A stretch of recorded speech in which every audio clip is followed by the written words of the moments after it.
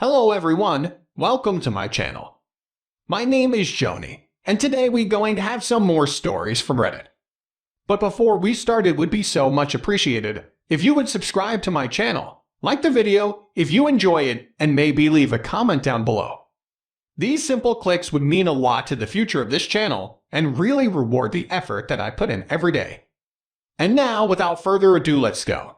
Now let's get into today's stories to find out what happened. My wife, 32, and I, 35, got married when we were in our 20s. She had trouble cutting ties with a long-distance boyfriend she dated for 4 years. She never told me where he lived, but she did tell me he lived 5 hours away. During our dating phase, I told her to choose who she wanted to build a life with.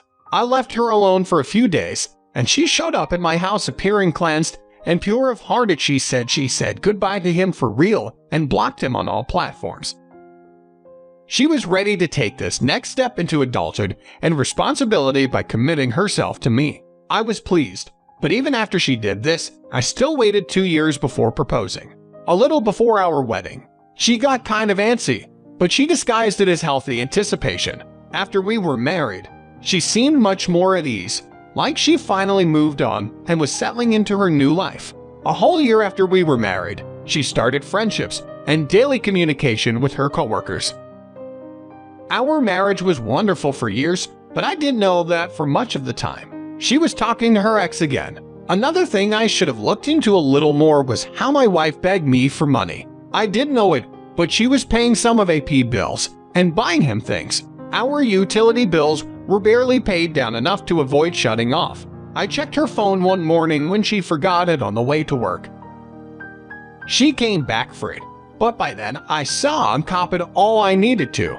I scrolled back far enough on their messages to find where she tried to keep it strictly friends. She said she missed him so much and thought about him every day. She couldn't resist a little bit of harmless community vacation. It started as her just wanting to know what he did each day, and then how his dating life was going. They gradually became more and more flirty, and throughout all their messages, she never once mentioned she was married. I wanted to throw up. She was trying to stay strictly friends with an ex-boyfriend, but wouldn't tell him about me, and failed to tell me about her friendship with him. In the most recent text, she said she needed to see him again and started talking about having reunion intimate. He was thrilled. I worked up the nerve to tell her to her face that we were over and she needed to get out. But before I could say it, she started telling me a story. It was a giant lie about an upcoming work trip in Altoona. I swallowed all the courage and confrontation I was prepared to dish out and pretended to support her. I knew she was going to visit AP, but the time she was gone would be the perfect time to change the locks, get out her stuff, and file for divorce without her being around to freak out. Little did I know that karma wasn't done with her yet. I kissed her goodbye, and she left for 3 days. On the 4th day, I anticipated the breakup call I was going to make, informing her that I knew everything, had proof, filed for divorce, and if she tried to come back on my property, the cops would be called. Before I could dial her number, she called me. She said she was stuck on the side of the highway, 3 hours from our house and way off course from where she told me she was going for her work trip. This was rich. I pretended to be concerned and confused about her location, and she couldn't make up anything believable. She just said she was misinformed. When she told me where the conference was going to be, I played with her nervous emotions a little more before telling her I knew she was a cheating skank, and I had all the proof I needed from her cell phone. She sucked in air so hard I thought she would pull the phone in. Just like that, her world became big and scary. She was sitting alone on the side of the highway before she could beat her cheating scheme, and now she had to face the reality that she didn't have a home to return to. I told her I only let her go on the trip without telling her I knew the truth, so I got the chance to file for divorce and get a leg up on dumping her. She was terrified and didn't know what to say. I told her if she tried bugging me or starting rumors, I'd share what she'd done with the whole town. So I hung up on her, and she texted me a few times, begging me to let her come back to get her stuff and maybe let us talk this out. Since I didn't reply, she called AP. He did come to rescue her, but she lied to him, too, about where she lived. She told him she was living with a roommate right around the area where she broke down on the highway, so he asked why she couldn't get her to help. My wife had a meltdown and told him she was actually married and now about to be divorced because I found out about them. I imagine he was shocked and frustrated, but he allowed her to live with him for 5 months. By that time, he had already cheated on her, and when he realized not even that would make her go, he told her she was a mistake and needed to leave. Of course, even without my help, her family and friends found out we divorced. She was gone for 5 months without saying goodbye to anyone. I think she ended up finding some desperate person looking for a roommate because they couldn't afford the rent on their trailer. She had to pick somewhere close because she never got her car fully repaired after AP rescue. I don't know where she's going in life, but I've remained hopeful and grateful and found lots of support from people I least expected. Even my ex's parents expressed their apologies and sent me nice things in the mail. Now let's get into today's second story. I always thought it was a good thing that I, 29, and my wife, 25, were friend guys. I trusted her, and she always let me check her phone whenever I wanted.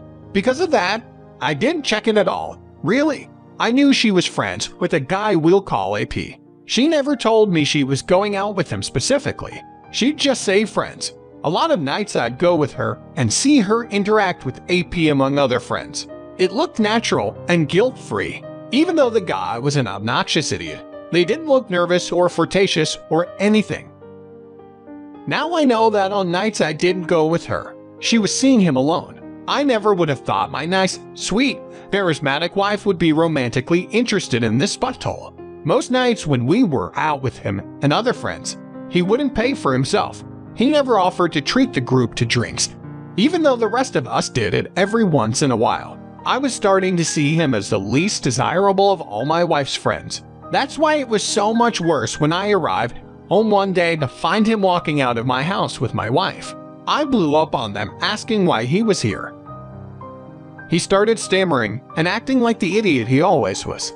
My wife figured the best way to handle it was to pretend he was only there to catch out and play pool. She didn't expect me to leave them both standing there and go check downstairs for evidence. She followed right behind me through the house, and as I got closer to the basement, she started pulling on my shirt. I found her clothes on the pool table, along with a towel laid down to keep the table clean. I didn't wait, debate, argue, or think twice about it. The evidence was there. She cried and tried to negotiate an arrangement so that she could keep sleeping in the house each night. I told her no repeatedly until she took some of her stuff and left for stupid AP house. As I grieved and contacted my mom and family for support, fate wanted to give me one more tragedy to deal with. 1 week later, my mom passed away.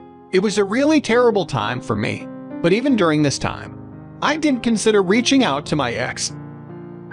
I only communicated with family and really close friends. They helped me plan her funeral, and when the day came, the last people I would have expected to see there were my wife or her AP. Yet there they were, walking over to me like they were the greatest thing to ever happen. I couldn't believe my wife's innocent and happy demeanor. Like she had no idea her being there would bother me. On the other hand, I could totally understand AP's cocky expression. I was sure the expression on my face told them they weren't welcome. But AP actually had the nerve to mock me at my mother's funeral. He said my mom wasn't the only thing I lost this week. I saw red spreading in from the corners of my vision, and everything got a little blurry. I remember feeling my arm wind up on its own just before the knockout punch. He landed flat on the ground, and everyone gasped. I took the opportunity to announce my wife's affair and the reason for our divorce. Nobody wasted any time in throwing insults at her and demanding that she leave. When she hesitated to leave, people started telling her to shoo and waving their scarves or coats at her like an animal. I walked away and was supported physically and emotionally by friends and family for the rest of the day. She started screaming in frustration for AP to wake up and come with her. He finally did, and they were led away by security. From then on, my wife's social life was over. Everyone she knew thought she was gross and scandalous. Idiotic AP started believing she would cheat on him, so he left her.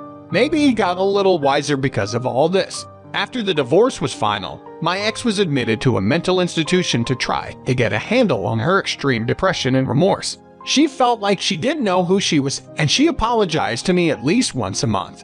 It was hard for her to forgive herself, but I just don't understand how she couldn't see was wrong to begin with.